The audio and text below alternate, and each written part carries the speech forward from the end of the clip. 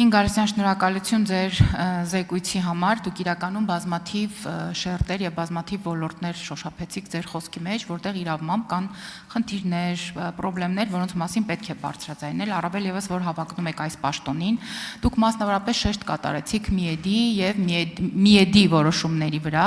եւ որքան էլ որ զարմանալի է կամ ոչ այնքան զարմանալի է, երբ օրինակ մենք խոսում ենք ՄԻԵԴ-ի մասին, անպայման հիշում ենք բոլորովին վերջերս ՄԻԵԴ-ի հրապարակումների մասին, մասնավորապես ընդդեմ Հայաստանի մարտի 1-ի հետ կապված, եւ եթե հիշողությունս չի դավաճանում, Հայաստանի Հանրապետության գլխավոր դատախազը իր ելույթներից կամ հարցազրույցներից մեկի ժամանակ նշեց, որ մարտի 1-ի հետ կապված որոշ հոդվածներ վերավորակավորվելու են։ Հիմա օրինակ, եթե դուք դառնաք, ընտրվեք այս հանձնաժողովի նախագահ եւ օրինակ մարտի 1-ի դեպքերի հետ կապված անհրաժեշտություն լինի հանրային լսումներ կազմակերպել, որտեղ բնականաբար դուք պետք է հանդես գաք ոչ միայն բացման խոսքով, այլ նաեւ ամփոփիչ խոսքով։ Ձեր քաղաքական կողմնորոշվածությունը չի կաշկանդի ձեզ արդյոք։ Եվ երկրորդ հարցը, դուք խոսեցիք անձնական տվյալների, ինչպես նաև կանանց իրավունքների մասին, պետք է նշեմ, որ ձեր շարքերում այսօր կան երկու պատգամավորներ, ձեր գործընկերները, որոնցից մեկը նոյեմբերի 9-ից հետո օրինակ ահու սարսափի մեջ էր պահում բոլոր պատգամավորներին, ոչ թե ֆիզիկական իմաստով, այլ օրինակ հրապարակից հնչեցնում էր մեր բոլորի հեռախոսահամարները, տան հասցեները եւ հրոսակախմբերին կամ այն մարդկանց, ովքեր մտածում էին, որ մենք հայրենիքի դավաճաններ ենք, կարծես ուղղորդում էր մեր տներ, իսկ ձեր գործընկերներից մեկը ընդհանրապես հարձակվեց իր նորածին երեխայի մոտ շտապող մեր գործընկեր Սոնա Ղազայանին, եթե չեմ սխալվում, նույնիսկ ֆիզիկական հպում տեղի ունեցավ։ Կուզեի իմանալ, այս տեսանկյունից դուք որպես ավագ ընկեր կամ գործընկեր, օրինակ ձեր երկու թիմակիցների հետ խոսել եք, մոտավորապես ասել եք, որ չի կարելի նման բան անել, չի կարելի մարդու անձնական տվյալները հրապարակից հնչեցնել եւ զինված հրոսակախմբերին ուղղորդել դեպի մեր տներ։ Արձագանք։ Առաջինը ինչ վերաբերում է վերավորակավորմանը, մարտի 1-ի գործը, ես այդ առնչությամբ ուզում եք անգամ եւս հաստատենք, որ մարդու իրավունքների պաշտպանության հանձնաժողովը ոչ ՄԻՊ է եւ ոչ էլ դատական ատյան, դատավոր կամ դատախազ, եւ իմ գործիքակազմը, հանձնաժողովի գործիքակազմը, ինչպես մեր բոլորի գործիքակազմը, օրենսդրական դաշտն է, օրենսդրական դաշտի ուրեմն բարե նորոգումը, օրենսդրական բացերի լրացումը եւ այլն, եւ բնականաբար այդտեղ շատ կարեւոր է վերահսկողական մեխանիզմների ճիշտ օգտագործումը։ Ես այստեղ խոսեմ, որ հանձնաժողովում եւ ընդհանրապես բոլոր ոլորտներում, նաեւ մեր առաքելությունների մեջ, բոլոր հանձնաժողովներում իրավիճակի անաչառ գնահատումն եմ ես միշտ կարևորում, որովհետև մենք մինչև անաչառ գնահատում, հանգամանալի խորքային գնահատում չունենանք, չենք կարող դրանց օրենսդրական լուծումները եւ այլը տալ։ Ինչ վերաբերում է վերավորակավորմանը, սա ազգային ժողովի գործառույթներից դուրս է, բայց եթե պիտի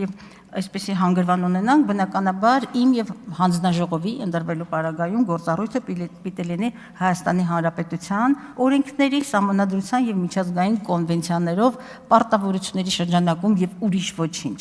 Եվ մարդու իրավունքների պաշտպանությունը քաղաքական կոորդինատ, ես լավագույն դեպքում եմ ասում, այսպես իդեալում եմ ասում, ինքը քաղաքական կոորդինատ եւ այլ կոորդինատներ չի ճանաչում մարդու իրավունքների պաշտպանությունը, վերը այդ ամեն ինչից առանցքում սահմանադրություն, օրենքներ, կոնվենցիաներ եւ բնականաբար մարդկանց անձնական որակները, որովհետեւ այո, սահմանադրությունը վեր է ամեն ինչից, բայց մենք այսօր բախվում ենք այն իրականության հետ, թե ինչպես է այն մեր ամենօրյա կյանքում գրեթե ամեն վայրկյան ոտնահարվում։ Ես չգիտեմ դուք ինձ ուրիշ ինչ հարց տվեցիք, իմ ընկերների վարքի հետ կապված, ես կուզենայի, որ մենք այստեղ մի չգիտեմ անձնապես իսկապես ում նկատի ունենք, բայց մեր վարքը պիտի բաժանել երկու բաժնի, քաղաքական մարդկանց վարքը նաև, գործողություններ, որոնք քաղաքական պայքարի բաժին են կազմում, քաղաքական պայքարի բաժին եւ գործողություններ, որոնք ուղղակի մեր ամենօրյա շփումներ են։ Ես կողմ եմ անձնական տվյալների պաշտպանվածությանը, շատ եմ կողմ դրան եւ նաեւ գտնում եմ, որ Հայաստանում դրանք բավարար պաշտպանված չեն, որովհետեւ նաեւ բարոյականության եւ այլ կարմիր գծեր են հատված։ Եվ կարծում եմ, այստեղ բնականաբար անելիք կա, բայց կներեք, ես կոնկրետ, այո, այդ դեպքը Սոնա եւ իմ գործընկերուհու դեպքը, որքան գիտեմ, անձնական շփում չի եղել։ Անձնական շփում չի եղել եւ այդ առիթով բազմաթիվ անգամներ իմ գործընկերուհին որ հանդես է եկել, խոսել է, բայց այսքանը ես ուզում եմ մի բան ասել պարոն Կոնջորյանին, բայց հետո մեկ այլ առիթով հենց այդ բարեբարկության կոնտեքստում, չգիտեմ, միգուցե կասեմ այլ հարցեր, այստեղ էլ չի, ուրեմն չեմ ասի։ Արձագանք։ Շնորհակալ եմ Տիկին Գալստյան, խոսքը Քրիստինե Վարդայանի եւ Իշխան Սաղաթելյանի մասին էր, դուք հրաշալիորեն հետո պատկերացրեցիք ում մասին եմ ասում, դուք քիչ առաջ խոսեցիք օրենքների սահմանադրության կոնվենցիաների մասին, ձեր մյուս թիմակիցը 1-2 տարի հարցազրույցների 1-2 տարի առաջ հարցազրույցներից մեկի ժամանակ նշում էր, որ այս իշխանություններից ազատվելու համար մեզ պետք են ընդամենը 100 մահապարտ։ Ուզում եմ հասկանալ օրինակ այս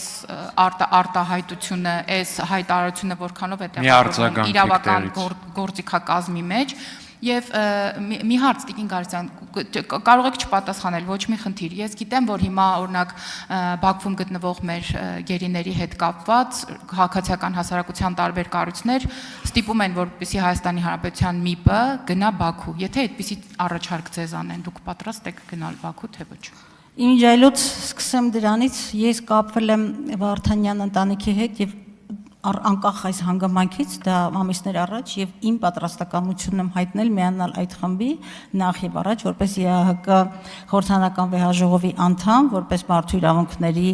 եւ ժողովրդավարության հանձնաժողովի եւ սոցիալ-դեմոկրատների խմբի փոխնախագահ, ես ամենայն պատրաստակամություն ունեմ։ Ես նաև շարունակում եմ մնալ այն տեսակետի, որ Մանասյանը, Տիկին Մանասյանը ՄԻՊ-ը այստեղ փորձեց խուսանավել այդ պատասխանից եւ ասել, որ ինքը այդ լիազորությունները չունի, որպեսզի այդ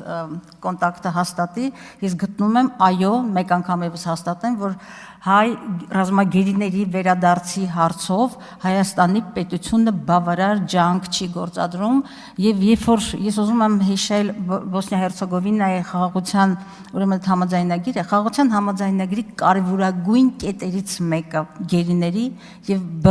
բռնի տեղահանվածների ուրեմն վերադարձի իրավունքներ եւ այն կարծիքն ունեմ, որ չկա խաղաղություն առանց վերադարձի եւ վերադարձի իրավունքի եւ գերիների վերադարձի։ Շնորհակալություն։